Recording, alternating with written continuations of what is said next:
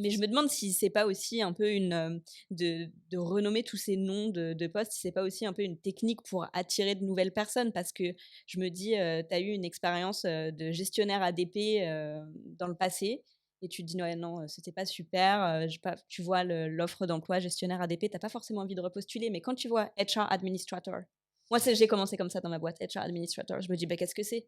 Et du coup, ça attire mon attention. Du coup, j'ai envie de lire. Mais tu fais Ça, la c'est même de la chose marque, qu'une ça, c'est de la gestionnaire marque ADP, employeur, ouais. en Mais fait, alors hein. qu'au C'est juste du final marketing de l'offre. mais alors qu'au final, le nom du poste a changé, mais ce qu'il y a dans le poste, c'est toujours la même chose, grosso modo. Oui, Donc c'est clairement. quand même aussi certes, ça change, certes, on donne des nouveaux noms et cetera, mais je pense que ça permet aussi Après, d'attirer un peu de nouvelles personnes. si tu avais plus du tout eu envie de faire de la gestion administrative, même si tu avais eu un poste un peu différent, je pense que tu te rends vite compte de la supercherie quand même, pour Ouais, le coup. mais en fait, tu t'arrêtes sur l'offre alors que d'habitude, tu t'arrêterais pas.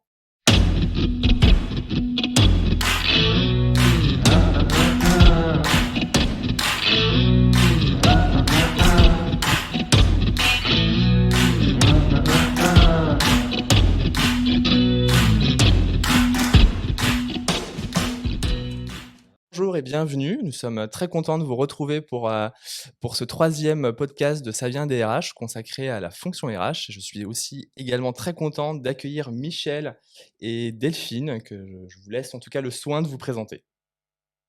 Bonsoir. Bonsoir. Bonsoir Michel. Donc,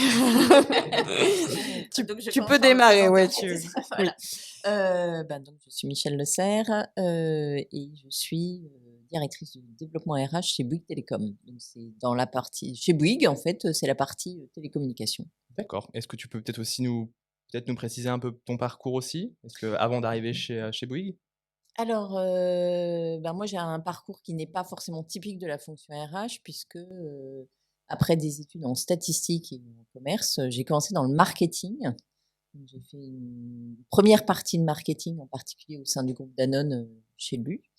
Et puis, j'ai bifurqué vers la fonction RH pour m'occuper de l'image employeur du groupe Danone et à partir de là, je suis toujours restée en RH, surtout sur des fonctions, un peu spécialistes, type communication, formation, image employeur, sourcing, recrutement. Après Danone, j'ai été, chez Dassault Systèmes. J'ai fait un bref passage dans la banque et ensuite, je suis arrivée chez Bouygues Télécom après aussi une expérience, coach consultant indépendant. D'accord, donc parcours très riche en tout cas. Super intéressant, je pense qu'on reviendra sur pas mal de sujets, et notamment le parcours un peu que tu qualifies d'atypique, sur cette arrivée dans les RH justement. Et puis du Et coup Delphine, aussi tu peux te présenter? Oui, bonsoir. Moi, du coup, Delphine, j'ai un titre de poste peut-être un petit peu exotique, mais d'un côté, ça va bien avec le thème, du jour. Je suis HR Administration and Payroll Manager. en effet, oui, ça en jette, hein. Je suis IMIA Payroll, tout ça, Oui, en tu plus. vois? C'est long. Ouais, mais c'est en fait un nom de poste assez, long pour dire que, je m'occupe, de l'administration du personnel et de la paye, dans ma société, qui est Dataiku. Dataiku, c'est une scale-up sur, Paris, et qui s'occupe en fait de créer un logiciel en intelligence artificielle. OK, d'accord. OK. Et avant cette start-up qui est sur l'intelligence artificielle, tu étais? Alors j'ai toujours été dans les RH, j'ai fait une petite bifurcation vers le notariat, mais très légère, et je suis assez vite revenue, aux ressources humaines. Et j'ai fait plusieurs choses, un petit peu de formation, un petit peu de recrutement, de l'administration du personnel, de la paye et pour le plus gros, c'est ce que j'ai fait, ouais. D'accord, donc 2 parcours très riches en tout cas. Et c'est vrai que comme tu peux le dire, ça reste, ça va coller en tout cas sur notre thème. Est-ce que Claire, tu peux peut-être nous en dire un peu plus sur notre, voilà, sur le thème de ce podcast? Bah, justement, ça me permet effectivement de rebondir puisqu'on va échanger, au sujet de la fonction RH et des métiers de demain. Alors au-delà des métiers de demain, c'est vraiment sur la transformation des métiers d'aujourd'hui potentiellement. C'est vrai que la fonction RH a beaucoup évolué dans le temps avec des parcours qui sont aussi plus atypiques, je trouve, qu'avant et Exactement. c'est vraiment l'idée aujourd'hui d'échanger avec vous, sur ce sujet-là. Donc on va peut-être démarrer par, Mmh.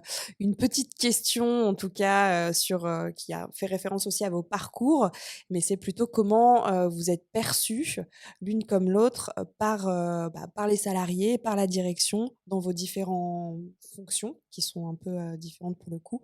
Donc peut-être Delphine, tu peux démarrer en nous disant comment tu es perçue effectivement par les salariés et par la Oui, direction. avec plaisir. Je pense qu'il y a deux côtés distincts. Il y a le côté vraiment RH et il y a le côté vraiment paye qui, au final, pour plein de gens, est totalement dissocié. Et d'ailleurs, pour plein de gens, quand on fait de la paye, on est rattaché à la finance et pas au RH. Du coup, quand je leur dis que je suis RH, ils sont un petit peu perdus. Le côté paye, souvent, on est un peu perçu, je pense, comme des êtres un peu mystiques. Voilà, on aime les chiffres, on est dans notre paye tout le mois. Mais d'un côté, ils pensent ça, mais d'un autre côté, ils pensent qu'on a juste à appuyer sur un petit bouton à la fin du mois et que tout se lance.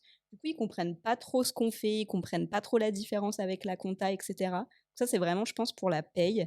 Et pour le RH, je pense que malheureusement, on est un peu perçus comme ceux qui viennent un peu gâcher la fête, qui ont toujours quelque chose à redire. Pourtant, je pense qu'on est quand même pas mal là pour les aider, mais c'est pas forcément tout le temps comme ça que c'est perçu.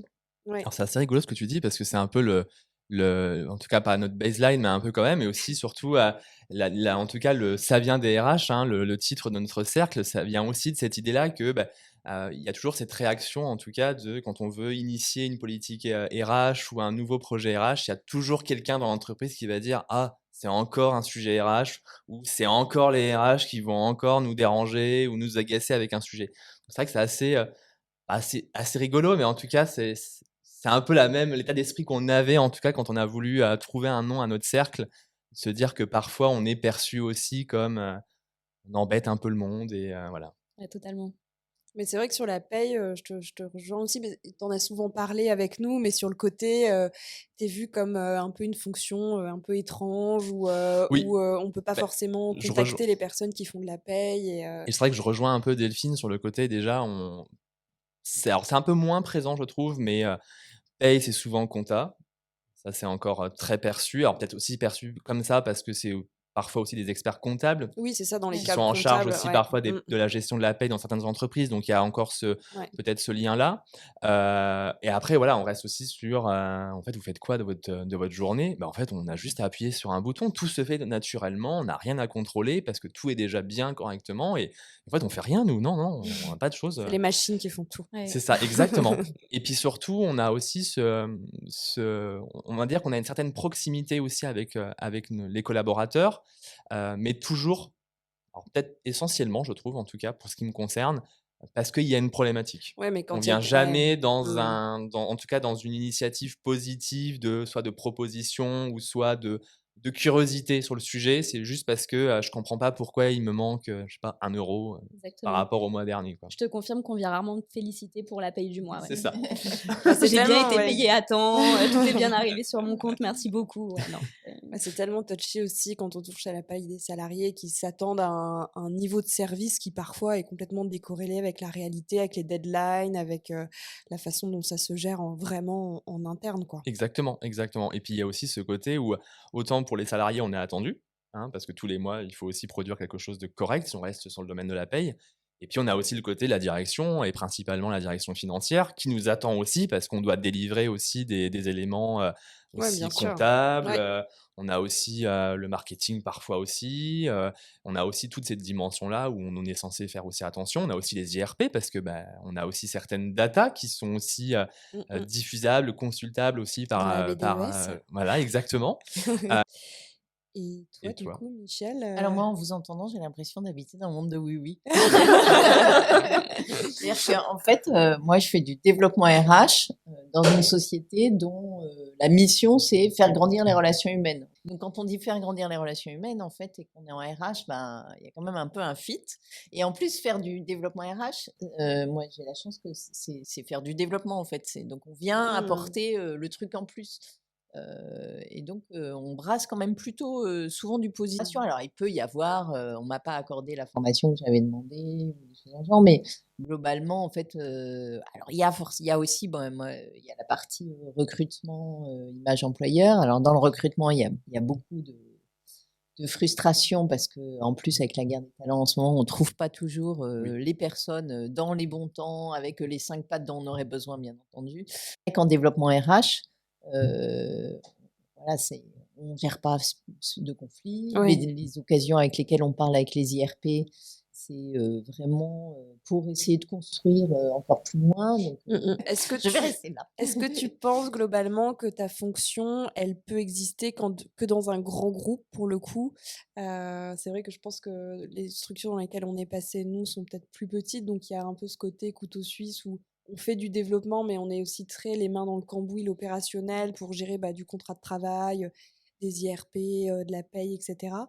Est-ce que toi, ta vision, c'est que ça peut exister ton poste pourrait exister dans une boîte plus petite en tant que telle? Alors, il y a 2 choses. Il y a à la fois la taille de la boîte et il y a l'état d'esprit de la boîte, Ouais. en fait, je pense. J'ai été dans des sociétés où il n'y avait pas de poste développement RH, où il y avait de la formation, il y avait du Ouais. recrutement, mais voilà, il n'y avait pas une somme du tout avec cette vision.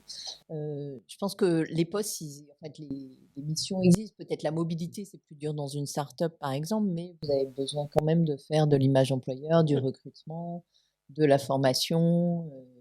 Voilà. Donc, c'est sûr que le fait de regrouper tout ça et d'avoir des équipes importantes et peut-être probablement plus de budget, ça existe plus dans les grands groupes. Et je pense que c'est surtout l'intention, en fait, de se dire, voilà, Je te rejoins là-dessus sur l'intention parce que pour avoir fait aussi un grand groupe dans le commencement en tout cas de ma carrière, c'est vrai qu'il dit grand groupe dit souvent des services RH où chaque personne va avoir aussi son scope, c'est-à-dire on va faire que du payroll, que de l'administration du personnel, que du développement RH ou que de la formation.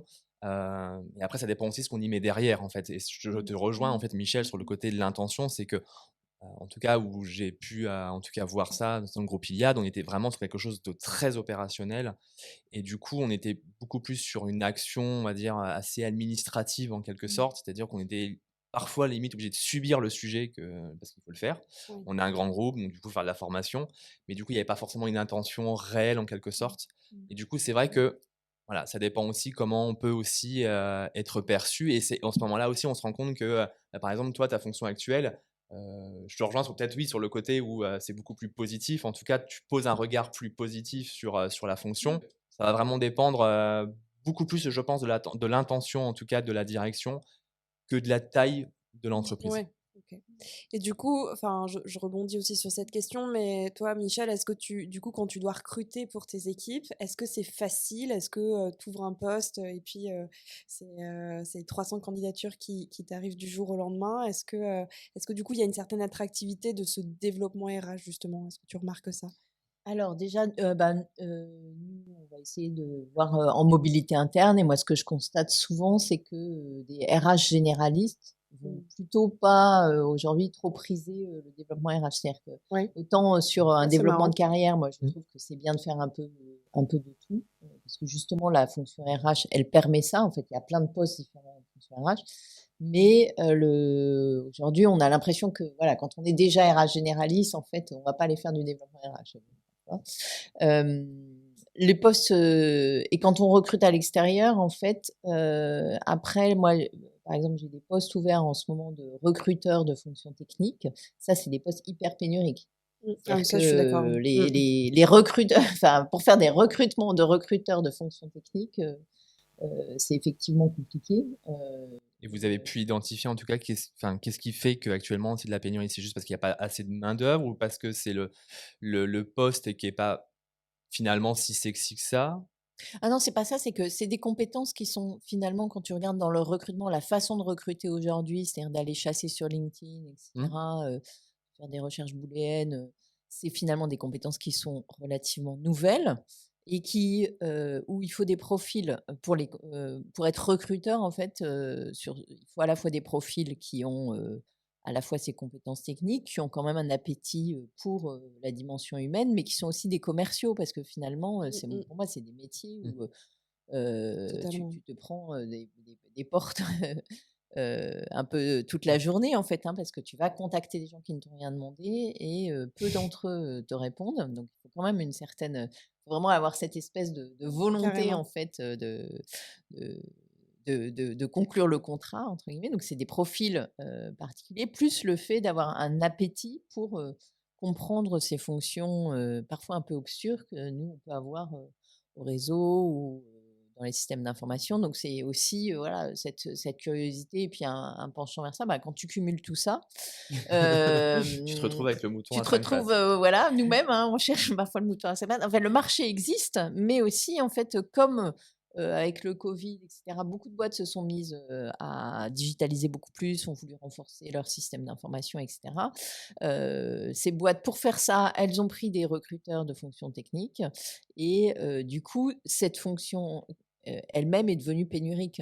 Ouais, et puis même, moi, globalement, je me rends compte sur le métier de recruteur, mais en plus, avec toutes ces startups qui grossissent très vite, les levées de fonds, les licornes, etc., je trouve que globalement, en fait, ils vont chercher, comme il faut grossir très vite, ce qu'ils vont chercher, c'est internaliser le recrutement. Et du coup, il y a énormément de postes ouverts et du coup, les talents s'arrachent Oui. à prix d'or aussi parce que justement, bah, il faut trouver, comme tu dis, un peu les compétences commercial pour des gens qui auraient plutôt une appétence RH. Donc parfois, c'est aussi compliqué de faire le match ou c'est pas ce à quoi aspire quelqu'un qui sort d'école. On en discutait avec Amélie la dernière fois, une des influenceuses des années folles. Et effectivement, clairement, elle nous disait que c'est pas ce qui faisait rêver dans les promos de RH d'être recruteur. Donc je pense qu'il y a aussi un peu de ça. Exactement, oui. Et du Et toi, du coup, dans tes équipes, est-ce que tu as du mal à recruter quand tu cherches des fonctions aussi peut-être plus généralistes? Alors nous, on n'a pas du tout de mal à recevoir des candidatures. Ça, OK. on en reçoit, mais des tonnes. Alors, je sais pas ce qui fait ça. Je pense qu'on est un peu à l'international et du coup, on a quand même pas mal de comme, la paye et l'administration du personnel, c'est des postes un peu jeunes qui attirent des personnes plus jeunes. Je pense qu'il y a le côté international où on se dit: «C'est super parce que je vais apprendre un peu de partout». Donc ça, je pense que c'est vraiment le côté qui attire. Mais pour autant, bah, on a vraiment du mal à trouver quelqu'un qui Mmh. qui matche vraiment parce que c'est bien de vouloir apprendre, de vouloir, oui, découvrir, plein de pays. Mais après, enfin moi c'est pas très cool, mais j'ai rompu une période d'essai il y a pas longtemps parce que, bah, il y avait vraiment de la volonté, mais derrière, il manque des basiques comme de Ouais. l'organisation, en fait. Mmh. C'est bien de vouloir voir plein de choses, mais il faut avoir, parfois, ouais, juste des soft skills derrière. Ouais, surtout, il y a aussi des trucs très admin, donc il faut être organisé. C'est pas juste de la créa, c'est pas juste de la stratégie. Il y a Ouais. aussi ce volet où, bah, faut que ce soit carré, quoi, Ouais, ouais. dans Et ton là, métier. j'ai encore le cas de quelqu'un en ce moment qui me dit, «J'ai un peu de mal, on reçoit beaucoup de mails» et on utilise, Slack bien sûr en messagerie interne vu qu'on est une scale-up Évidemment. et du coup, qui me dit après, le jour d'après: «J'ai un peu de mal avec Slack, on reçoit beaucoup de demandes». Ouais, mais si tu as du mal avec Slack, avec les mails, forcément Ouais. c'est compliqué. Donc des candidatures, nous franchement, c'est pas ce qui manque, on reçoit plein. En plus, on est ouvert, au télétravail, on est ouvert au fait que, tu gères la paye française mais, tu es basé, à Londres, ça nous pose pas de problème. OK. Donc il y a quand même beaucoup d'avantages qui font que ça attire, mais c'est difficile, je trouve, derrière de trouver la personne qui va faire l'affaire. Ouais. Je pense que c'est vraiment ça pour nous le plus dur. Ouais, non, mais C'est je un te peu cette, rejoins, ouais. parfois cette contradiction aussi entre des métiers qui sont, en tout cas où beaucoup d'entreprises les recherchent, enfin recherchent en tout cas les métiers et derrière on a des candidats qui sont peut-être nombreux mais pas forcément très, pas Ouais. qualitatifs parce que ce serait vraiment péjoratif de dire ça, mais en tout cas on n'attend pas forcément ou alors la personne ne se rend pas compte en fait, des compétences qu'on est censé Mmh. avoir, en tout cas pour le poste par exemple de gestionnaire de paye. Ouais. Enfin on l'a vu les 2 dernières années avec la crise sanitaire, on s'est quand même bien rendu compte quand même que le poste était très important, notamment pour gérer l'activité Ouais, partielle, bien sûr. pour gérer la paye au quotidien en fait, Mmh. hein. Ça a été un bouleversement et c'est clair qu'on s'est rendu compte et ça se voit encore sur les réseaux sociaux et principalement sur LinkedIn. On voit énormément, enfin je vois énormément d'annonces passer sur gestionnaire de paye et en fait on se rend compte qu'au-delà de la maîtrise d'un tel outil, alors je déteste d'ailleurs, ça, un petit passage, j'aimerais bien faire une petite annonce, c'est que quand, voilà, quand il y a des annonces de gestionnaire de paye, ça serait bien d'éviter de mettre en gras, gestion, ou en tout cas maîtrise obligatoire de tel logiciel. Ça renvoie une Ouais. image de, là Ouais, pour le coup, on renvoie d'un l'image de rattachement à un quelqu'un qui va logiciel. juste appuyer sur un bouton et qui va finir la paye à la fin du mois. Je pense qu'il y a quand même d'autres compétences à avoir, pour ça, Mmh. et du coup, on se rend compte que, c'est très compliqué en fait parce qu'au-delà de la rigueur, en tout cas, d'aimer les chiffres ou d'une bonne organisation, il y a aussi de la communication et parfois sur certains métiers RH, on oublie en tout cas les compétences peut-être annexes, et je reviens sur le côté très communication, en fait, par exemple sur la paye, bah, expliquer un cas ou quelqu'un qui vient avec son bulletin de paye et qui va dire: «Je comprends pas mon bulletin de paye», il faut être aussi nous en mesure de pouvoir lui Ouais, expliquer d'être aussi avec des mots, crédible. très clairs, de vulgariser la paye à l'extrême pour que quand ils repartent, en fait, ils se disent pas, «Bon, bah, moi encore, je me suis fait encore avoir» ou ils essayent de me rouler parce qu'ils veulent pas me donner Ouais. quelque chose. Enfin, c'est souvent la réaction qu'on a, hein, quand la personne, sent qu'elle arrive pas trop à comprendre, c'est souvent, «Ah, ils essayent de me Mmh. rouler, quoi». C'est pas possible autrement, de toute façon. Oui. Mmh. C'est Mais ouais, non, c'est intéressant ces distorsions entre les jobs et tout à l'heure, Michel, tu parlais aussi de la marque employeur. Est-ce que du coup, j'imagine déjà les réponses, mais travaillant sur ce sujet-là, est-ce que tu vois des différences et de l'impact vraiment sur ce nouveau topic finalement? J'ai l'impression que ça s'appelait peut-être différemment avant, mais qu'en tout cas ça prend de plus en plus d'importance dans les boîtes d'attirer les bons candidats et les bons talents. Est-ce que tu vois vraiment une différence, toi, en travaillant sur ces sujets et sur des campagnes de marque employeur, pour Pour oui, moi, c'est très clair. C'est effectivement. Alors moi, il se trouve que je suis rentrée dans les RH par ce sujet. Et ils étaient venus chercher des compétences marketing pour le faire. ouais.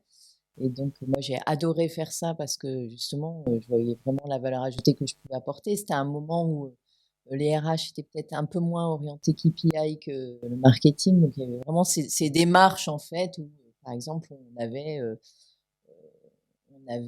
comparé 2 processus de recrutement de stagiaires, un par téléphone, l'autre en présentiel, et en se disant, bah, en fait, qu'est-ce qui marche le mieux de A à Z, en fait, Ouais.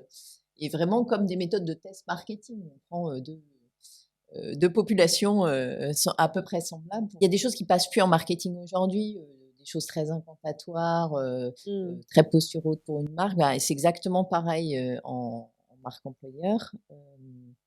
Avec en plus, de la même façon que sur le marketing, auparavant, il y avait cette espèce de gros truc, genre la ménagère de moins de 50 ans, qui couvrait toutes les cibles. Oui, c'est vrai. Avec, voilà, on achetait un 30 secondes sur TF1 et puis boum, ça devait tout faire. Et ben, de la même façon, le marketing maintenant, travaille sur des cibles différentes, avec des médias différents et cetera. Bah, la marque employeur, c'est exactement la même évolution. C'est-à-dire de dire, par exemple, chez Bouygues Télécom, on a développé une campagne spéciale pour les ingénieurs, qui fait des blagues d'ingénieurs, hein, et qui fait pas rire le reste du monde. Un petit exemple à nous donner sur la petite blague d'ingénieur. Oui, oui, par exemple, il y en a une qui dit, si quand on vous demande votre adresse, vous répondez 1.198.292.1.a, on est fait pour être ensemble, parce que donc notre marque, c'est on est fait pour être ensemble. C'est Euh, une blague, voilà, c'est une blague d'ingénieur. Ma préférée, c'est si pour vous, Ada Lovelace devrait être la vraie Miss Monde, on est fait pour être ensemble, sachant que Ada Lovelace a été la première, la première personne au monde qui a fait de la programmation, et D'accord. c'était une femme. Et c'est la OK. fille de Lord Byron, pour la petite histoire. Et donc, en fait, moi, m'occupant à la fois des sujets de mixité et étant ingénieure moi-même au départ, et ben vraiment, voilà, ça, dès que j'ai vu cette Ça annonce, fait ça m'a écho, beaucoup quoi. parlé. Mais Mmh. il y a des gens à qui ça parle pas du tout. Et c'est normal. Et parce qu'en fait, les gens, du coup, quand ils voient quelque chose qui leur parle plus particulièrement, ils sentent justement cette proximité, ce ton particulier. Et c'est exactement ça. C'est-à-dire que, par contre, une personne qui va rechercher un poste plutôt en boutique, bah, il va falloir lui parler de façon différente. Oui, bien sûr. Et ben, la marque employeur, ça évolue effectivement comme les techniques marketing, avec aussi bah, l'importance des réseaux sociaux, clairement, qui s'est énormément développée. Donc maintenant, les gens qui font de la marque employeur, bah, ils font de l'animation de réseaux sociaux, ils font de la création de contenu. Ouais, mais c'est vrai qu'il y a une grosse partie créa qui, du coup, est très affinitaire des métiers du marketing pour le coup. C'est vrai que c'est assez. Bah, moi, quand je travaille sur des sujets de marque employeur, je travaille main dans la main avec l'équipe marketing parce que pour tout ce qui est un peu la folie créative, je dis pas qu'on n'en a pas du tout en RH, mais c'est pas ce qu'on met en avant dans notre orientation de carrière quand on gère vraiment un scope plus global et bah, soit on le porte en soi, soit un petit peu moins. Et c'est vrai que j'aime bien m'appuyer sur des gens qui ont déjà bah, voilà, fait des campagnes marketing, etc., pour voir ce qui attire aussi, parce que c'est important de mettre un peu de paillettes, en plus de trouver le mot juste, le bon mot, la bonne punchline au bon moment et sur la bonne cible. Et en réalité, c'est vrai que pour le coup, moi, j'ai fait des études RH, qu'on pas du tout, plutôt des cours de droit social c'était un petit peu moins la fun. Mais apparemment, ça se développe dans les écoles, donc c'est top. Est-ce qu'on peut se dire, qu'en fait, le nouveau RH, c'est pas forcément quelqu'un qui va venir des ressources humaines de manière très naturelle? Enfin, L'impression parfois qu'on attend une certaine personnalité d'un RH. Et moi, apparemment, j'ai pas une personnalité de RH. C'est-à-dire, dis-nous en plus. C'est-à-dire que souvent, si je rencontre quelqu'un à l'extérieur et alors le pire, c'est quand je faisais des études de notariat et qu'on me demandait ce que je faisais et que je disais, soit avant j'étudie le notariat ou soit maintenant je suis RH, on me dit: «Ah bon? Mais comment c'est possible que toi tu sois RH?» J'ai l'impression que oui, d'habitude le RH, c'est celui qui est un peu dans son coin, qui parle pas trop, qui va pas trop vers les autres, qui fait pas de blagues. C'est un peu quelqu'un d'un peu terne, quoi. Enfin, et je pense que ça s'améliore un peu cette image qu'ont les gens des RH, et pas que des RH, bien entendu, mais je pense qu'on a un petit peu moins d'a priori sur les fonctions, et ça, c'est pas plus mal. Après, c'est très véhiculé aussi par la télé ou le cinéma, où les RH sont plutôt des DRH dans des groupes un peu plus industriels, où effectivement la Ouais. fonction n'est pas toujours très drôle, alors qu'au final, il y a plein de types de fonctions et de types de secteurs qui peuvent faire rayonner notre métier Ouais, on me dit ça aussi parfois. On me différemment. dit: «Ah, t'es RH? Ah, comme dans The Office?» Pas exactement. Est-ce qu'on brûle des pneus devant ton bureau régulièrement? Non plus. Ouais, non, c'est... Non, mais c'est vrai on passe, je pense, à un cap, comme tu disais, où on a encore des grands DRH, qu'on appelle ça, et qui sont encore sur quelque chose de, pas de rigide, mais en tout cas qui montrent une posture de rigidité, en quelque sorte, face à une nouvelle génération de personnes travaillant dans les ressources humaines qui, naturellement, ne viennent pas forcément, en tout cas, du monde des ressources humaines. Des fois, c'est plus ou moins bien fait quand même, parce que des fois, on se rend compte que ça manque quand même de teneur, on va dire, en termes de ressources humaines. Je ne citerai pas de nom, bien évidemment. Et puis, il y a parfois aussi où on a su capitaliser pour justement arriver sur quelque chose de, voilà, qui soit quand même favorable, en tout cas pour le projet qu'on a envie aussi de se donner. Et qu'est-ce que vous diriez du coup à des jeunes qui sont en études aujourd'hui par rapport à vos métiers, pour leur donner envie, entre guillemets, ou quelles compétences ils devraient potentiellement développer davantage, même si les métiers sont très vastes? Moi, j'ai pas mal de stagiaires, du coup, ça me parle. Et comme je le disais, les postes sur lesquels je recrute, c'est surtout des postes plutôt juniors. Ok. Donc, je comprends tout à fait que les personnes ont pas l'expérience. Et la première stagiaire que j'ai eue, elle m'avait fait vraiment rire parce qu'elle me dit «Mais Delphine, tu sais, c'est compliqué parce qu'on attend de nous qu'on ait une expérience, mais d'un côté, personne veut nous donner notre expérience.» Et je pense que c'est exactement ça.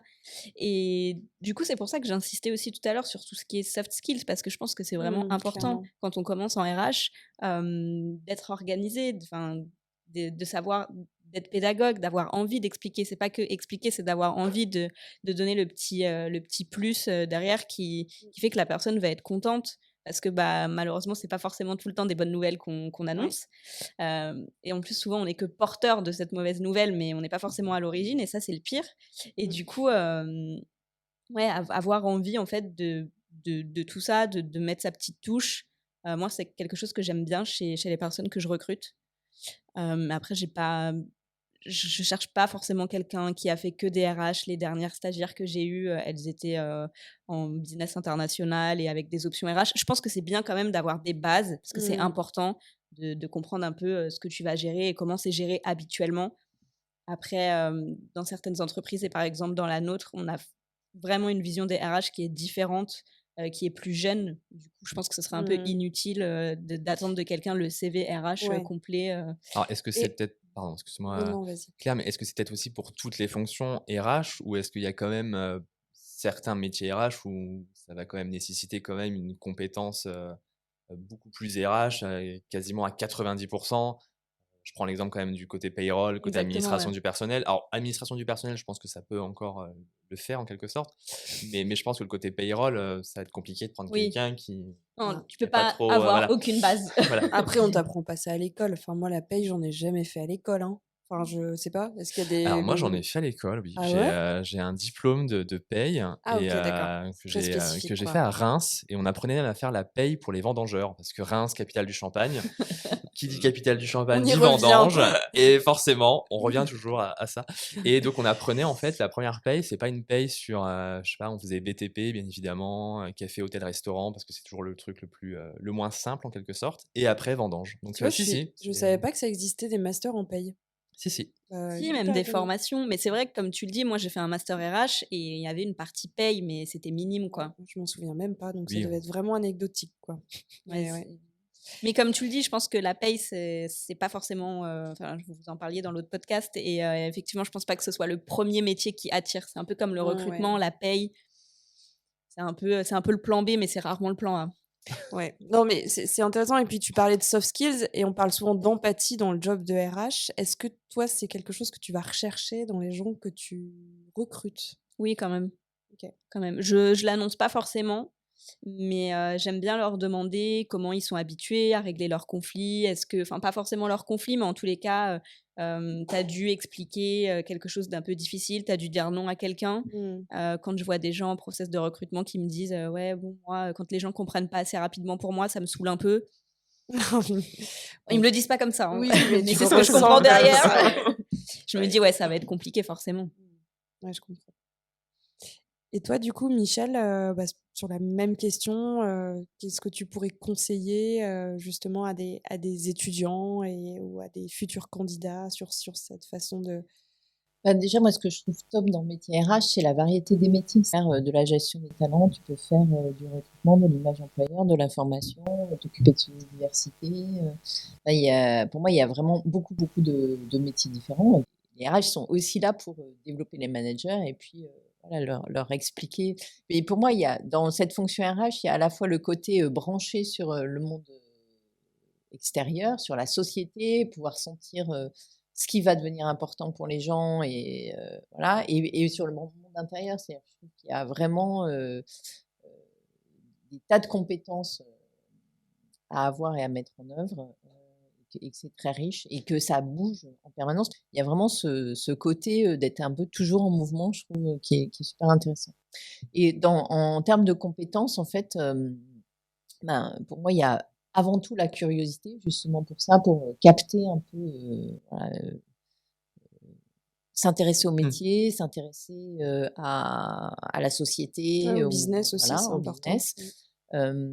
Je pense que de plus en plus, on va avoir besoin de gens qui sont un peu geeks parce qu'il y a de plus en plus de start-up, de, voilà, d'automatisation, enfin de trucs qui vont nous aider. Mmh. Et que si on a un rejet par rapport à ça, ça va être de plus en plus difficile. Moi, quand les gens venaient me voir en disant: «Moi, je fais des RH parce que j'aime les hommes», je leur dis: «On va commencer par faire un bon gros Excel, puis on va voir». Parce que moi, dans mes métiers, il y a beaucoup de chiffres aussi et donc voilà, c'est pas, c'est bien d'aimer les gens, mais il faut un peu aimer les chiffres quand même Ouais, aussi. mais je pense Heu, on vient pas forcément à la fonction RH parce qu'on aime, les gros fichiers Excel, les tableaux croisés dynamiques et les grosses matrices. Mais en réalité, c'est gagner des points que de moi, je regrette parfois et puis finalement, j'ai fini par m'auto-former, mais de pas avoir suivi mes cours d'Excel, parce qu'au final, comme tu dis, il faut gérer son budget, il faut suivre enfin, toi, j'imagine que tu as quand même beaucoup d'indicateurs aussi, et dans le marketing aussi, il y a énormément d'indicateurs. Les Oui, non, gens mais pensent c'est que clair. c'est que de la créa, mais il faut suivre, il faut voir si tu as eu du ROI, si tu as eu de l'impact sur tes campagnes et tout et ça, c'est hyper important à suivre, quoi. Et puis de plus en plus, alors il y a, comprendre les individus, mais il y a aussi comprendre les populations. C'est-à-dire se dire, effectivement, les gens qui ont, 2 à 3 ans d'ancienneté, ils ont pas forcément les mêmes attentes et les mêmes, taux de départ que les gens qui sont là, qui ont fait toute leur carrière dans la société et de pouvoir en fait aller fouiller un peu dans les chiffres pour voir ce type de choses, ben, ça nécessite, cette curiosité du chiffre et aussi, aimer le chiffre. Après, moi, je suis forcément influencée par, qui je suis. Moi, j'avais fait des études de statistique, j'ai commencé par du marketing, donc je vois certains métiers de façon biaisée par rapport Ouais. à d'autres. Non, puis surtout, Mais enfin, je te rejoins sur le côté très data parce que c'est aussi là que dans certaines entreprises, on va aussi nous attendre. C'est, enfin, clairement, hein, on parle beaucoup de gestion des talents, on parle beaucoup de formation et tout ça. Oui, à un moment donné, il y a aussi certaines fonctions comme la finance qui va nous attendre sur les provisions, sur la masse salariale, comment on va projeter la masse salariale dans 1 an, dans 2 ans. Et c'est pas en lui présentant une belle présentation avec plein d'animations qu'il va me dire: «Ouais, pas de Je souci, je trouve le valide». fait que tu es Pierre, là, tout de suite, Donc et les non, mais gros c'est mots. et je te rejoins beaucoup sur, ce côté très data, en fait, et cette appétence pour les Mmh. chiffres, qui, moi, me semble juste essentielle pour le métier RH parce que, et ça va au-delà de la caricature qu'on pourrait avoir sur le côté, data paye. Non, c'est pas mmh. du tout que ça, en fait, et surtout qu'on peut gérer beaucoup de tableaux Excel sans forcément faire de la paye, hein. Bah, Oui, bien sûr. ça rejoint clairement c'est quoi pour vous le RH de demain? Je pense que tu as un petit peu répondu aussi et peut-être que tu veux compléter, mais quelqu'un qui sait se débrouiller avec la technologie et qui sait suivre enfin voilà, la data, c'est Oui, et important puis de la surtout maîtriser, quoi. qui arrive aussi à maîtriser en tout cas son environnement, et qui arrive aussi à se situer aussi dans le temps, à la fois dans son entreprise, et dans l'environnement aussi qui entoure l'entreprise. Je pense que c'est aussi important Mmh. cette curiosité. Alors nous, on appelle ça où je travaille actuellement, le côté player learner. Ouais, mais ça a Heu, toujours été, je trouve, tu vois? Non? Tu trouves pas que c'était enfin, pour être il y a successful certaines dans fonctions son job, RH, je pense, où on te demande pas, en tout cas, de d'être maîtriser ton curieux? environnement. Bah, je suis pas trop d'accord parce que d'un côté, si tu veux être alors ce qu'on appelle, ce que Julien aime bien aussi, mais HRBP, pour moi, si tu es pas un vrai business partner, c'est-à-dire si tu comprends pas trop ce que fait la boîte, quels sont les Ah oui, non, mais enjeux mais et ça, cetera. certaines fonctions comme celle-ci, oui, ça me paraît évident. Mais par exemple, le côté très administratif, très, très opérationnel des ressources humaines, Ah on oui, va pas te peut-être, demander, ouais. de savoir, Oui, mais c'est quelle toujours nouvelle un application tu plus, pourrais quoi. utiliser Ouais. parce que c'est pas forcément toi déjà qui vas décider. Et puis surtout, on va pas te demander non plus là où enfin, la priorité n'est absolument pas là. C'est ça que je voulais dire, Ouais, ce mais si tu côté as en envie fait. de grandir et d'évoluer, je pense que ça, tu es obligé de l'avoir, la curiosité intellectuelle, mais je pense que ça, pour le coup, c'est vraiment dans tous les métiers, quoi. Et ça manque un peu parfois, et je te rejoins, chez les jeunes. Au-delà de, on a idéalisé le job de RH où je vais faire que de la stratégie. Je l'avais raconté d'ailleurs dans le premier podcast, mais il y a aussi ce côté-là, moi, je trouve, de curiosité. Moi, j'avais un boss qui disait, je ne vais pas enfin, je vais pas me coucher avant d'avoir lu un nouvel article de journal, un bouquin, enfin un bouquin pas en entier évidemment, mais sans avoir appris quelque chose et je trouve que c'est hyper important et c'est comme ça aussi qu'on évolue, quoi. Oui, c'est Je clair. sais pas quel est votre avis sur le RH de demain ou sur les comment être successful dans son poste, mais c'est un peu répondu tout à l'heure, mais Mais pour moi, il y a une dimension qui se rapproche un peu de la sociologie, c'est-à-dire à la fois avoir la capacité à pouvoir discuter ouais. d'humain à humain et comprendre comment fonctionne l'autre, et puis aussi la capacité à voilà, voir s'il y a des grandes tendances qui se dégagent sur des sous-populations, entre guillemets, comment c'est connecté à l'évolution du monde, etc. Et les sociologues, ils font aussi beaucoup d'études chiffrées pour revenir à la On sent data. Ils font pas on que, sent voilà. que ça Alors en te fait, le tient à cœur. podcast, c'est spécial data. Non, mais je fais pas que ça, mais c'est vrai que il y a parfois cette image en fait un peu justement éthérée du RH par rapport à la réalité qui est quand même Ouais, finalement ouais. assez pilotée, chiffrée. Et donc ce côté oui, ce côté sociologue, c'est vraiment ce que je voulais dire par le fait d'arriver à bien sentir à la fois ce qui se passe en interne, avoir à la fois une capacité individuelle et une capacité collective, en fait. Mmh mh. Avoir un peu la petite longueur d'avance qui va faire qu'on va pouvoir proposer l'expérience collaborateur, la bonne solution de Mmh. formation, la bonne façon de parler en recrutement. Et toi Delphine, moi j'ai une petite question à te poser, enfin c'est vrai qu'il y a des jobs qui pour moi vont exister de moins en moins. Et il y a le côté paye, enfin, qui est très, entre guillemets, alors robotisé maintenant, enfin, Payfit en est l'exemple. Je pense que vous avez, enfin, quand tu disais ça a révolutionné la paye, c'est parce que ils ont réussi à faire un outil quand même assez complet aux mains de RH non experts paye. Est-ce que tu vois certains métiers potentiellement disparaître dans le futur? Je pense que certaines tâches vont sûrement disparaître. Après, certains métiers, j'en suis pas sûre. Il y a, comme on le disait tous, beaucoup de choses qui s'automatisent et c'est vraiment bien parce que ça allège. Ouais. Il y a des choses qui n'ont pas vraiment beaucoup de valeur ajoutée sur nos postes où c'est plaisant pour personne, donc c'est bien. Comment Après, ça, faire 12 contrats et 300 avenants par an, c'est pas recommencer le même avenant 8 fois? ah Oh, ouais. un pur plaisir! Bof. Mais je pense pas qu'il y ait vraiment des postes qui vont disparaître. Après, effectivement, peut-être qu'on aura besoin de moins de personnes pour Mmh gérer la mh. paye dans une entreprise parce que, bah, il y a certaines tâches qui vont s'automatiser Ouais. et du coup, on n'aura plus besoin d'une équipe, mais peut-être plus qu'une personne ou 2. Mais je pense pas qu'on va pouvoir pour l'instant faire l'impasse totalement sur certaines fonctions. Mmh. Je suis d'accord avec toi, je pense qu'il y a mmh, pas forcément voir des postes disparaître, mais plutôt des fonctions évoluer. Enfin, on l'a même clairement vu, hein, les ressources humaines ont évolué, on était beaucoup plus sur de la gestion du personnel, il y avait le chef du personnel, hein, dans certaines entreprises, Chef heu du perso.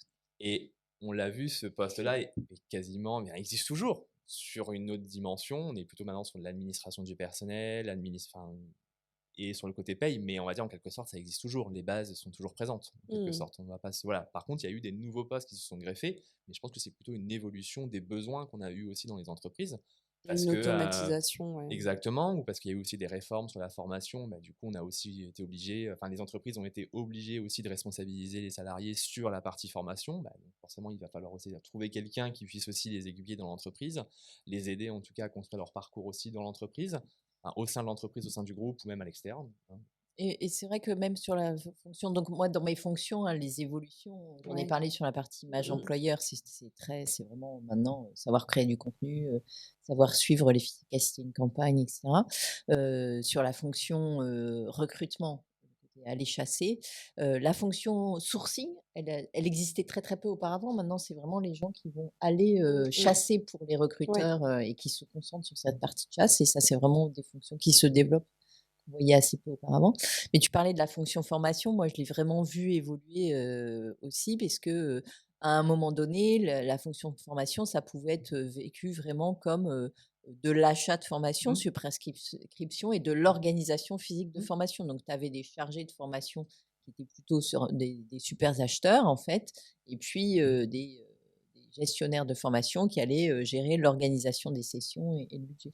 Et là, de plus en plus, sur les fonctions formation, ça évolue. C'est-à-dire qu'on va demander aux personnes d'être eux-mêmes en capacité de faire de l'ingénierie pédagogique, de développer eux-mêmes, de pouvoir créer du contenu sur des logiciels type Articulate, etc. Donc, en fait, c'est vraiment, en fait, ça a aussi beaucoup évolué de ce point de vue-là au niveau de la formation. Et est-ce que pour toi, du coup, il y a des métiers qui sont plus voués à la disparition complète? Ou en tout cas, est-ce que tu es plus, enfin, je me fais un peu l'avocate du diable quand je dis ça, parce qu'évidemment, c'est pas forcément ce que je ressens non plus, mais ou est-ce que tu penses que, c'est juste de l'évolution plutôt qu'une disparition? Ça va être plus de l'évolution, parce que si tu prends par exemple l'exemple de gestionnaire formation, la personne qui concrètement appelait le prestataire pour organiser des sessions, réserver des salles, gérer le budget, Ouais, c'est clair. convoquer les personnes. Déjà, moi, je ne crois pas qu'on va passer à un 100% e-learning. Il restera de la formation en présentiel, parce qu'elle sert aussi d'autres objectifs. Donc, cette fonction continuera à exister. Mais simplement, peut-être qu'effectivement, je dis elle parce que dans mon équipe, ce sont des femmes, et ça a souvent été le cas. Ça va être plutôt une évolution du métier qui va aller parfois aussi jusqu'à regarder comment sont suivis les learnings, etc. Donc, il y aura toujours une dimension en fait liée à l'organisation, Mmh mh. mais elle ne sera plus en présentiel. Elle pourra être sur le fait de mettre dans l'outil, la plateforme en fait, LMS, Learning Management System. J'essaye d'éviter les acronymes, les bons parcours en fait pour Ouais, les ouais, bien bonnes sûr. cibles, etc. Donc Ouais. c'est une autre forme d'administration que l'organisation physique des Mmh mh. sessions. Mais donc ça continuera à exister. Et à contrario, donc on peut se dire que voilà, c'est plutôt une fonction qui va évoluer plutôt que enfin, en tout cas certains métiers qui vont s'éteindre. Est-ce que vous avez en tout cas vu peut-être, et là j'ai peut-être un peu caricatural, mais peut-être reprendre le livre qui a été écrit par je sais plus quel auteur, mais c'est Grabert, je crois, sur Bullshit Jobs. Est-ce que vous avez constaté en tout cas dans la fonction RH des bullshit jobs où en fait il y a des métiers qui ont été en tout cas, alors peut-être inventés, mais en fait on se rend compte que derrière c'est juste une coquille vide alors moi j'aurais tendance à penser peut-être le Chief Happiness Officer. Alors je peut-être Ça revient. je sais pas si je vais me faire beaucoup d'amis en disant ça, mais du coup est-ce que voilà, moi par exemple, alors peut-être que c'est aussi parce que j'ai connu en tout cas des Chief Happiness Officer où on n'avait pas forcément grand chose derrière. Est-ce que voilà, est-ce qu'il y a vous des fonctions que vous avez vues et vous vous êtes dit: «Ouh là, mon Dieu, je comprends pas» ou alors «Je vois pas trop l'intérêt»? Alors moi, j'ai pas l'impression qu'il y en ait des jobs en RH dans les organisations dans lesquelles j'ai vécu. Après, en fait, je pense que le Chief Happiness Officer, on a rebaptisé de ce nom des fonctions qui existaient probablement précédemment, en mettant une intention effectivement autour du bonheur des salariés, mais où souvent dedans, il y a des notions de santé, sécurité au travail. C'est moins chic de dire, je suis santé, sécurité que Chief Happiness Officer, avec un mix de direction environnement du travail. Donc voilà, en fait, on a pris 2 noms qui faisaient du monde bien tangible et on les a appelés Chief Happiness Officer. Mais c'est pas pour ça que ce que fait la personne derrière serait du bullshit job. Mais j'en sais rien parce que moi, Je pense que oui, j'en ai ça pas. va dépendre après de l'entreprise et surtout de ce qu'on a envie aussi de mettre derrière. Mais je te rejoins sur le côté où je pense on a rebaptisé en tout cas quelque chose qui n'était pas forcément sexy, sur quelque chose qui était peut-être beaucoup plus entendable aussi pour des futurs Puis candidats, parfois, c'est juste de candidates. l'office management et en fait, Exactement. on a rajouté une dimension. Je ramène des jus le lundi matin parce que c'est le breakfast pour tout le monde C'est ça. et voilà quoi. Mais cela dit, avec le télétravail, c'est bien aussi de ne pas Oui, dire de que c'est faire de du office lien. manager. C'est-à-dire qu'effectivement, cette idée de travailler, moi, je pense que demain, il y aura beaucoup plus de choses autour, effectivement, de l'expérience collaborateur et peut-être qu'ils auront un nom spécial. Oui. Je ne sais pas si ça sera happiness, employé happiness ou un truc de genre, mais voilà, de se dire finalement, parce que derrière happiness officer, moi, ce que j'entends, c'est comment donner les bonnes conditions pour que les gens se sentent heureux. Or, dans le bas de la pyramide de Maslow, il y a santé-sécurité, donc pour moi, c'est pour ça que je les englobe là-dedans. Mais Il faut que ce soit raccord effectivement avec une politique générale d'entreprise et que t'es pas des managers complètement dysfonctionnels, mais un Chief Happiness Officer qui... enfin, bon, On là, il l'a, faut que donc ce- c'est bon. On peut communiquer en plus dessus. On peut Check, faire la 40 politique posts RSE. sur LinkedIn. Ouais, j'imagine c'est comme la inclusion and diversity. On en entend beaucoup parler aux US. C'est des trucs qui existent moins chez nous pour le moment, qui vont peut-être arriver. Mais c'est pareil, moi je trouve que c'est toujours un peu ce qu'on en fait et ce qu'on met derrière. la diversité, c'est un peu tout, quoi. C'est de dire. Ouais. Et ce qui marche, c'est effectivement, c'est l'inclusion. Ça sert à rien d'avoir des gens différents si on se dit, bon, bah, j'ai coché la case, quoi. J'ai des gens différents. Et qu'on n'essaie pas de se dire comment ils peuvent nous apporter des choses, etc. Et c'est pour ça que je dis, c'est vraiment important d'être branché aussi sur le monde extérieur. C'est-à-dire que globalement, la société française aujourd'hui, elle est composée de diversité. Voilà.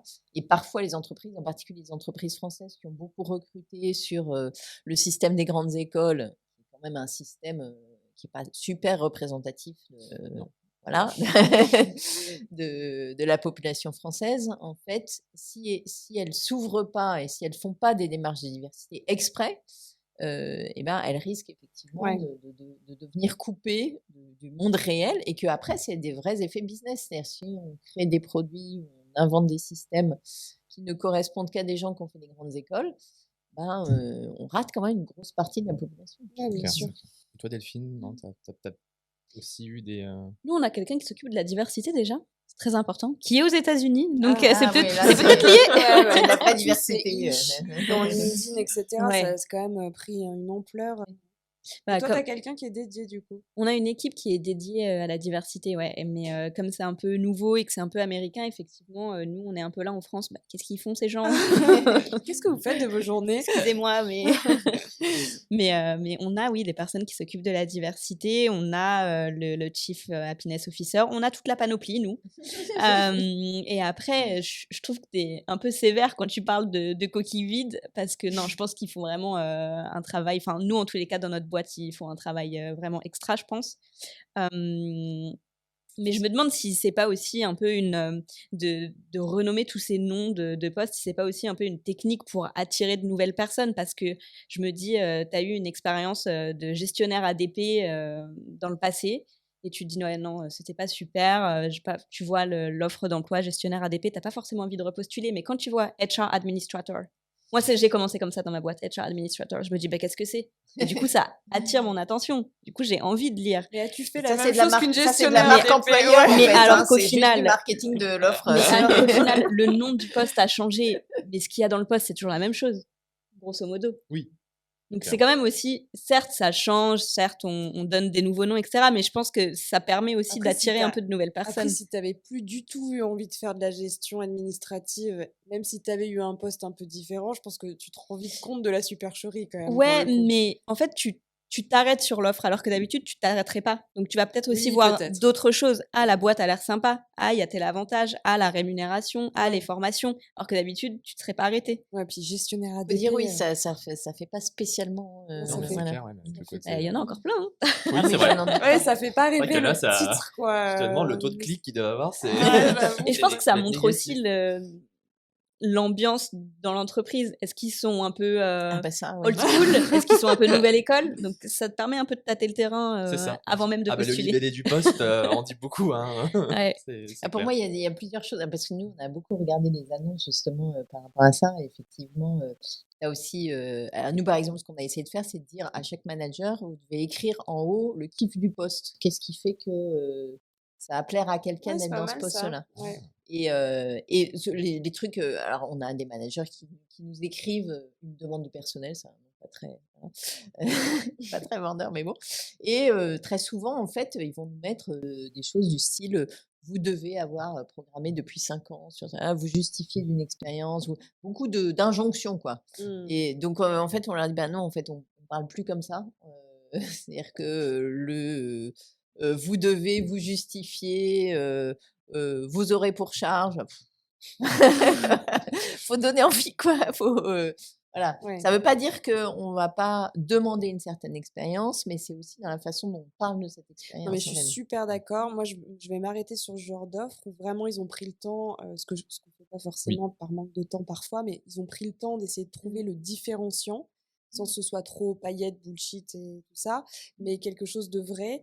Et parfois, j'avais vu une offre d'emploi passer où ils disaient vraiment, ce poste, si vous avez envie de faire peu d'horaires, et enfin, c'était pas tourné comme ça évidemment, mais ne pas trop vous investir, cette offre n'est pas faite pour vous. Et je trouve aussi que prendre le contre-pied de se dire, bah voilà, on va mettre en avant quels sont les soft skills dont tu parlais tout à l'heure pour justement être successful dans ce poste et pas au bout de 2 semaines de faire un burn-out parce que justement les horaires sont très challenging. C'était une ouverture France alors que c'était une boîte qui était qu'aux US, donc ça demandait quand même pas mal de taf. Mais voilà, je trouve ça bien aussi d'avoir vraiment ce côté un peu différent et je pense que ça Non, peut mais ouais, marcher. le côté kiff du poste, j'aime bien, moi. J'aime Ouais, bien. le Merci en tout petit cas. pour le petit tips, on va tous faire ça à partir de demain, on te dira si ça a fonctionné Pas sur des ou marchés pas. concurrentiels avec les nôtres. Pas de souci. Non, bah, En tout cas, merci pour ce conseil, en tout cas, hein. Retenez bien le kiff du poste. On a toujours, en tout cas, l'habitude, nous, pour nos podcasts, de terminer par une rubrique qui est petite question, des ouais. petites questions qui ne sont pas forcément en lien, en tout cas, avec le sujet abordé. Et du coup, je te laisse, en tout cas, commencer. Une petite question peut-être, qu'est-ce qui vous inspire peut-être en ce moment? Moi, ça serait pas une personne en particulier, mais il y a quelque chose, mais c'est un peu dans le thème du jour de toutes ces nouvelles fonctions RH et de toutes ces nouvelles fonctions en entreprise. Du coup, c'est pas plus mal. Mais ce qui m'inspire pas mal, c'est tout ce qui est fait en ce moment dans les entreprises sur toutes les actions de type bénévolat ou quoi. Et j'en ai OK. encore fait une vendredi et j'adore en fait. Enfin, C'est quoi par exemple, d'aller faire une maraude ou ce genre de choses? alors vendredi, on a été Paris 12e et ramassé plein de déchets qui traînaient. OK, On a marché top. pendant 1 heure et demie. Et ça, je me dis, est-ce que c'est pas aussi un peu le futur des entreprises un peu sensibilisées à tout ça? C'est sympa parce que j'ai rencontré des personnes qui n'étaient pas forcément de mon équipe. On a eu une activité tous ensemble. C'est un petit team building. C'est vrai. C'est pas mal. Il y a quelques mois de ça, on a été donner à manger à des personnes, enfin servir des repas à des personnes SDF. Ouais. Et ça, c'est un truc qui m'inspire pas mal en ce moment. Je trouve que c'est bien les entreprises qui investissent un peu du temps là-dedans. Là, par exemple, on a le cas de la journée de solidarité qui arrive bientôt. Ben, on a décidé de dédier la journée à ça, en fait. Donc, tout le monde va travailler. Ah, c'est top. On n'offre pas le jour, désolé. Mais d'un côté, ça va pas être non plus une journée de travail lambda. Je Oui, en sais tout pas cas, encore voilà, ce que c'est ça va ça. Il y a être. une On a des réflexion personnes qui sont derrière. dessus. Ouais. Et en plus, ça recoupe vraiment avec la solidarité. Et je pense qu'avec tout ce qu'il y a eu dernièrement, le Covid, rester un peu prisonnier chez soi, c'est un truc qui me parle bien en ce moment et qui m'inspire pas mal. D'accord. Et toi, Michel? Alors moi, c'est plus presque une démarche personnelle parce que je suis coach également, et en particulier sur des choses qui sont issues de la psychologie positive, donc StrengthsFinder qui est une méthode américaine et les pratiques narratives qui est une méthode australienne. Et donc Moi, c'est lire des choses sur ce sujet. Alors, Ouais. je lis pas forcément des bouquins, mais je suis dans des réseaux en fait qui publient des choses sur LinkedIn, etc. Et comme la personne que tu citais, j'essaye effectivement de rester connectée à ces courants, même si c'est pas mon job principal. Chacun est bon à quelque chose. Il faut trouver juste le bon endroit, aligné avec ses valeurs et aligné avec ses forces. Top. Et puis une petite dernière question pour la fin, mais elle est rapide celle-là. C'est quoi le moment que vous préférez? Le goûter. Ah, Là, il y a intéressant. aucun lien avec le boulot pour le coup. Mais le goûter, Bah, il y c'est a le sûr. goûter au boulot, du coup. Oui, bah oui. Je bien confirme évidemment. les dires de Delphine. Ouais. J'avais ramené le goûter aujourd'hui au boulot. Ah, Ils étaient contents. Je partage mon meilleur moment de la journée. Alors, moi, il y a ce moment le matin, en fait, où je petit déjeune et où justement j'essaie de lire des trucs sur LinkedIn parce qu'après, j'ai plus trop le temps. Donc, c'est un moment plus de calme et de ressourcement. Et c'est pas forcément, en général, c'est pas encore arrivé au boulot. Et puis, en fait, moi, ça va être les moments où je peux échanger avec les gens, en fait. Et donc, souvent, c'est avant que les réunions commencent ouais. ou après que les réunions soient terminées entre les différentes personnes et parfois souvent le soir en fait quand voilà on se lâche un peu plus. On sent qu'il y a un côté Ouais. Mais la ça machine se à relâche café, on est quand rien. même pas mal à le paguer généralement, Ouais, donc ouais, ça marche bien. C'est vrai. Ouais. Au fait, j'avais une petite question. Ouais, je suis en train de prendre un café, comme toi. Oui, c'est ça, c'est faut pas se Ouais. faire choper sur Ouais. le xème sujet. Pas du tout. Et toi, Claire? Moi, je suis plutôt du matin, donc plutôt le matin, je dirais. J'aime bien, surtout, enfin, j'ai pas d'extérieur, mais pour le coup, le Covid m'a permis de me lever le matin et de prendre le café sur la terrasse. Et ça, c'est un moment que j'aime beaucoup avant que la journée démarre. Et du coup, toi, Pierre, avant de conclure, Alors, pas le goûter, non. Non, moi aussi, le matin, on va dire avant 8 heures, c'est avant le rush. ouais, exactement. Ça me permet voilà, de souffler un peu, de regarder les sujets les plus brûlants, de prendre peut-être une demi-heure pour me dire comment je vais pouvoir le faire en une journée, comment je vais pouvoir le faire en 2 jours, ou alors Comment je vais éviter de le faire? Voilà, surtout. À qui je vais le déléguer? Oui, c'est ça. Peut-être aussi. Mais du coup, ouais, avant 8 heures. Ok, top. En tout cas, merci beaucoup. Merci, oui. Merci pour votre franchise. Merci d'avoir pris le temps d'échanger avec nous. Je pense qu'on a eu des nouveaux éclairages sur les fonctions RH et que ça pourra servir en tout cas, et pas forcément que à des étudiants qui sont potentiellement en train de se former à la RH, mais aussi un petit peu à tout le monde pour des reconversions potentiellement. On sait qu'en tout cas, Peut-être des non-RH aussi. c'est possible à des non-RH. On avait un non-RH, donc c'est Exactement. vrai que non, effectivement. En tout cas, merci d'avoir pris le temps. Et puis, on espère que vous avez passé un bon moment avec nous. Et puis, on vous souhaite à tous une très bonne soirée. N'hésitez pas à nous mettre des commentaires, des remarques, des avis. À Et vous puis, abonner, en tout cas, à la à page vous LinkedIn, ça abonner vient des RH, à nous suivre sur YouTube, sur tous les réseaux sur sociaux. Instagram aussi. Exactement. Et à très bientôt pour un prochain sujet. Au revoir.